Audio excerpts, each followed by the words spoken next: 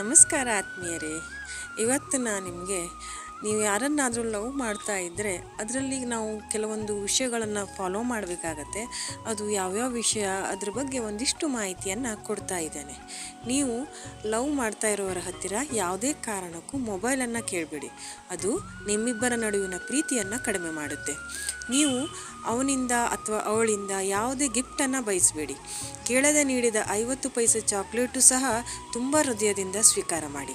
ನೀವು ಹೇಳಿದಂತೆ ಕೇಳಬೇಕು ಅಂತ ಬಯಸಬೇಡಿ. ನಿರೀಕ್ಷೆಗಳು ಹೆಚ್ಚಾದಂತೆ ದುಃಖ ಹೆಚ್ಚಾಗುತ್ತೆ. ಯಾವತ್ತೂ ಉಪದೇಶ ಮಾಡಬೇಡಿ. ತಪ್ಪು ಮಾಡುತ್ತಿದ್ದರೆ ಪಕ್ಕ ಕುಳ್ಳಿರಿಸಿಕೊಂಡು ತಿಳಿ ಹೇಳಿ. ಪ್ರೀತಿ ಅಂದಮೇಲೆ ಮನೆಯಲ್ಲಿ ವಿರೋಧ ಸಹಜ. ಮೆಲ್ಲಗೆ ಮನೆಯವರ ವಿಶ್ವಾಸ ಗಳಿಸಲು ಪ್ರಯತ್ನಿಸಿ. ಮದುವೆ ಮಾಡಿಕೊಳ್ಳಲು ಓಡಿ ಹೋಗುವುದು ಮೂರ್ಖತನ. ಮನೆಯಲ್ಲಿ ಎಲ್ಲರನ್ನು ಸೇರಿಸಿ ಅವರ ಮನವೊಲಿಸಲು ಪ್ರಯತ್ನಿಸಿ, ಆದರೆ ದುಡುಕಬೇಡಿ. ಪ್ರೀತಿಯ ಇನ್ನೊಂದು ಮುಖವೇ ತ್ಯಾಗ. ಅಂತಹ ಸಂದರ್ಭ ಬಂದರೆ ತ್ಯಾಗಕ್ಕೂ ಸಿದ್ಧರಾಗಿ. ಹಾಗಂತ ತ್ಯಾಗಮಯಿ ಅನಿಸಿಕೊಳ್ಳಲು ಪ್ರೀತಿ ಕಳ್ಕೊಳ್ಬೇಡಿ. ಕೊನೆಯವರೆಗೂ ಹೋರಾಡಿ, ಆದರೆ ಒತ್ತಾಯ ಬೇಡ. ಪರಸ್ಪರ ಒಬ್ಬರ ಮೇಲೊಬ್ಬರಿಗೆ ನಂಬಿಕೆ ಇರಲಿ. ನಿಮ್ಮನ್ನು ಬೇರ್ಪಡಿಸಲೆಂದೇ ಕೆಲವೊಂದು ಕೈಗಳು ಕೆಲಸ ಮಾಡ್ತಾ ಇರುತ್ತವೆ.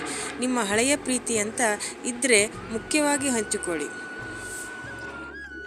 ಇದರಿಂದ ಸಂಬಂಧ ಮತ್ತಷ್ಟು ಗಟ್ಟಿಯಾಗತ್ತೆ. ಪ್ರೀತಿಯೊಂದಿಗೆ ವಿದ್ಯಾಭ್ಯಾಸ, ಸ್ನೇಹಿತರು, ನೆಂಟರು, ಮನೆಯವರು ಹೀಗೆ ಯಾರನ್ನೂ ನಿರ್ಲಕ್ಷ್ಯ ಮಾಡಬೇಡಿ.